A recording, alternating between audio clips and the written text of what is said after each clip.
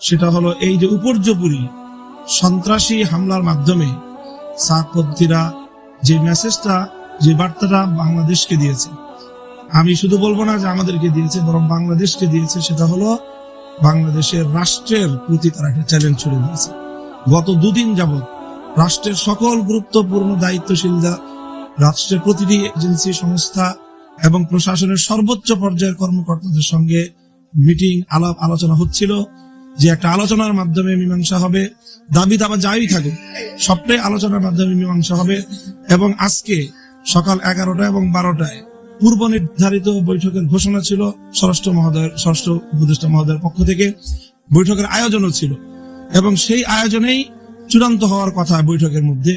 এবং গত রাত্রেও বৈষম্য বিরোধী আন্দোলনের নেতৃবৃন্দ তারা তাদের সাথে আলোচনা করেছিল এবং শেষ রাতে তারা আমাদের সাথে সার্জিস আলম এবং হাসনাত আব্দুল্লাহর নেতৃত্বে তাদের প্রতিনিধি দল কাকরাইলে আলেমদের সাথে এবং মুরব্বীদের সাথে তারা বৈঠকে তারা সেখানে নিমগ্ন ছিল, বৈঠকরত ছিল।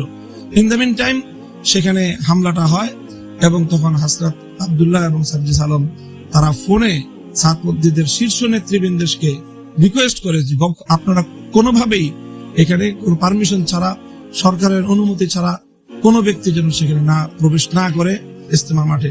কিন্তু তাদের সবাইকে উপেক্ষা করে, সকল সিদ্ধান্তকে উপেক্ষা করে তারা এভাবে সন্ত্রাসী কায়দায় সেখানে প্রবেশ করে এরকম ঘুমন্ত মানুষদেরকে এভাবে হতাহত করে তারা বাংলাদেশের ব্যাপারে সারা পৃথিবীর সামনে যে মেসেজটা দিতে চাচ্ছে আজকে বাংলাদেশ বিরোধী শক্তি, আমাদের কাছে এটা স্পষ্ট যে তারা সেই শক্তির দোষর হিসেবে এখন ভূমিকা পালন করছে। কাজেই এই অপশক্তিকে প্রতিহত করা আমরা মনে করি যে শুধুমাত্র আলেম ওলামাদের কাজ নয়, এটি বাংলাদেশের রাষ্ট্র এবং প্রশাসনের কাজ।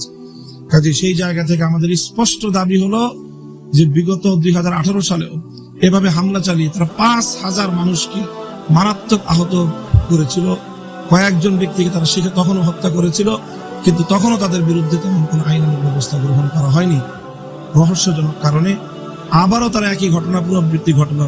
কাজে এই জন্য এই সাতপন্থীদেরকে একটি সন্ত্রাসী সংগঠন আখ্যায়িত করে তাদেরকে নিষিদ্ধের আমরা দাবি জানিয়েছি। কাজে আমরা আশা করি সেই বিষয়েও যথাযথ পদক্ষেপ গ্রহণ করা হবে। তারা শুধুমাত্র একটি বিবাদমান পক্ষই তারা নয়, বরং তারা এই ধরনের সন্ত্রাসী কার্যকলাপের মাধ্যমে নিজেদেরকে একটি সন্ত্রাসী গোষ্ঠী হিসেবে জাতির সামনে, বিশ্ব দরবারে তারা নিজেদের পরিচয় তুলে ধরেছে।